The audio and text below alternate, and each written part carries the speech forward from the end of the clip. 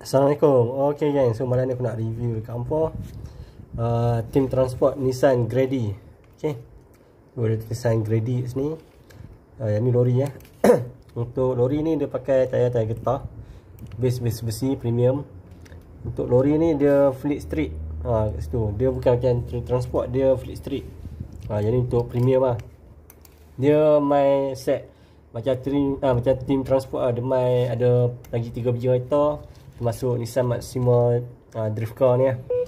So aku tak minat yang ni. Aku tak minat yang lain, aku cuma minat 2 biji kereta ni untuk set Nissan Maxima drift car ni.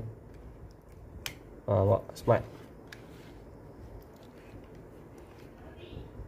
Memang cun-cun. Okay, so siapa nak beli lori Grady ni, untuk ni aku tak panggil Team Transport, aku panggil Team Fleet Fleet Street.